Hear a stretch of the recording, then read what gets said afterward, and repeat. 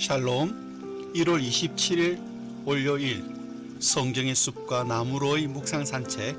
오늘의 본문은 여호수아서 18장 1절에서 28절 말씀입니다. 함께할 묵상 포인트는 약속된 축복 앞에서 순종을 더디게 하는 것은 무엇인가 라는 것입니다. 이런 말이 있습니다.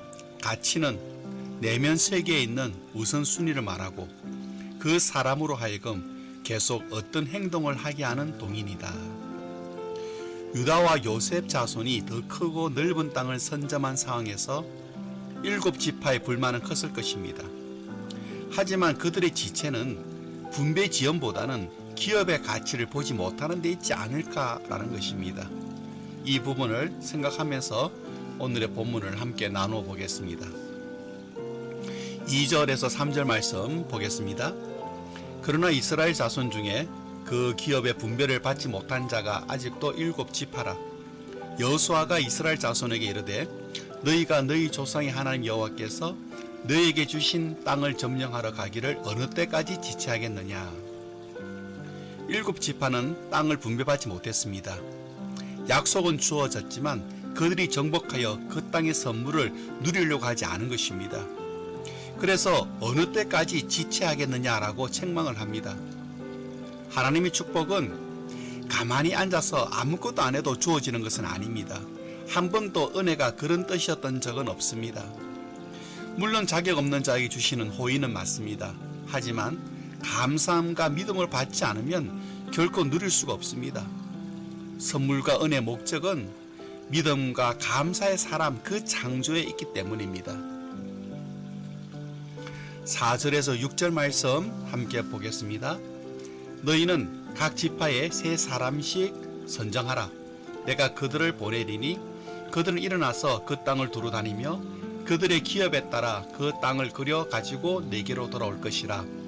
그들이 그 땅을 7부분으로 나누되 유다는 남쪽 자기 지역에 있고 요셉의 족속은 북쪽에 있는 그들의 지역에 있으니 그 땅을 7부분으로 그려서 이곳 내게로 가져오라. 그러면 내가 여기서 너희를 위하여 우리 하나님 여호와 앞에서 제비를 뽑으리라.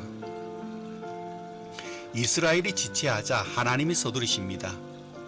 차지해서 누릴 땅을 정해주십니다. 정복하지 않고 남은 땅에 그림을 그려오게 하시고 제비를 뽑아 7지파에게 그들의 땅의 위치를 정해주십니다. 그러면 더 적극적으로 정복 전쟁에 나설 것으로 본 것입니다. 백성들이 그려온 가나안의 지도는 소망을 주는 청사진이 되었습니다. 하나님께서 오늘 우리 삶에도 멋진 계획, 멋진 소망을 갖고 계십니다. 내가 그린 그림이 아니라 하나님이 가서 그리라고 하신 것을 우리는 그릴 수 있어야 합니다. 11절 말씀 보겠습니다. 베냐민 자손 지파를 위하여 그들의 가족대로 제비를 뽑았으니 그 제비 뽑은 땅의 경계는 유다 자손과 요셉 자손의 중간이라. 베냐민 지파는 유다 지파와 에브라임 지파 사이에 위치한 땅을 받습니다. 가장 강한 두 지파 사이에 이 지파가 생존할 수 있는 조건은 비옥함도 아니고 용맹함도 아니었습니다. 하나님을 의지하는 신앙뿐이었습니다. 그래서 나중에 이 베냐민 지파에서 초대 왕 사울이 나옵니다. 강한 지파들 사이에 낀 지파에서 첫 왕이 배출되게 하신 것은 하나님 말고는 의지할 수밖에 없는 그 조건에서 왕을 주신 것입니다. 그러므로 우리에게 하나님을 의지하는 것보다 확실한 생존 조건은 없습니다. 베냐민 지파는 남북간 24km 정도의 작은 땅을 기업으로 분배받았습니다. 그렇지만 그 안에는 중요한 성읍들이 포함되어 있고 후에 훌륭한 인물들이 배출되어 역사적으로도 중요한 역할을 감당하게 됩니다. 중요한 것은 땅의 크기가 아니라 그 안에서 이루어지는 삶의 내용입니다. 베냐민 지파의 기업은 당시 주왕성소가 위치해 있던 실로와 가깝고 예루살렘 북쪽 지역을 포함하고 있습니다. 오늘 내용을 정리하겠습니다.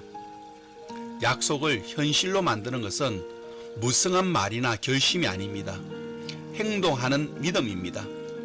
더 나은 때를 기다리기보다 더 나은 믿음을 구하고 대가를 치르고 위험을 감수하고 피땀을 흘려야 합니다. 하나님의 역사를 믿는다면 즉시 손을 뻗고 발을 내딛는 성도님들 되시기를 바랍니다. 오늘 하루도 말씀과 기도로 승리하시기를 축복합니다.